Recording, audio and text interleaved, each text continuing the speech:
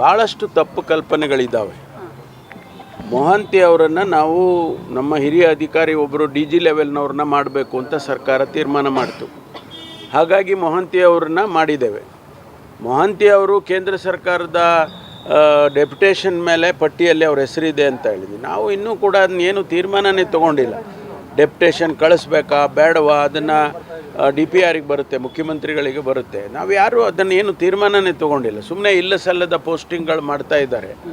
ಅದೆಲ್ಲ ಸರಿ ಕಾಣಿಸೋದಿಲ್ಲ. ಧರ್ಮಸ್ಥಳದ ಪ್ರಕರಣ ದಿಕ್ತಪ್ಪಿಸಲಿಕ್ಕೆ ನಮಗೇನು ಯಾಕೆ ಸರ್ಕಾರದ ಆಸಕ್ತಿ ಏನಿದೆ ಹೇಳಿ?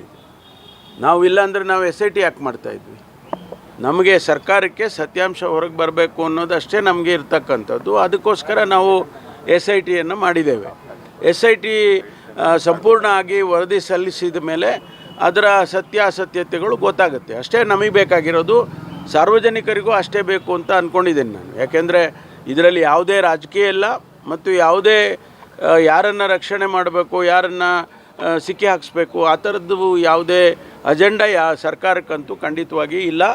ಯಾರೂ ಕೂಡ ಅದನ್ನು ತಪ್ಪು ಭಾವನೆಯಿಂದ ನೋಡಬಾರ್ದು.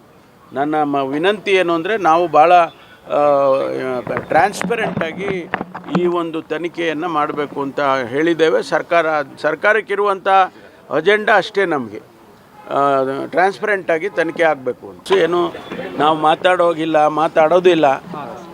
ಯಾವುದೇ ವಿಷಯವನ್ನು ನಾವು ಚರ್ಚೆನೂ ಮಾಡೋದಿಲ್ಲ.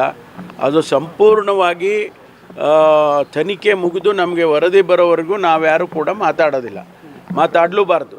ಯಾಕೆಂದರೆ ಅದರಲ್ಲಿ ನಮಗೇನು ಆಸಕ್ತಿ ಏನಿಲ್ಲ. ನಮಗಿರ್ತಕ್ಕಂಥದ್ದು ಸತ್ಯಾಂಶ ಆಚೆ ಬರಬೇಕು ಅನ್ನೋದು. ಅದು ತನಿಖೆ ಸಂಪೂರ್ಣ ಆಗೋವರೆಗೂ ನಾವ್ಯಾರೂ ಕೂಡ ಮಾತಾಡೋದಿಲ್ಲ.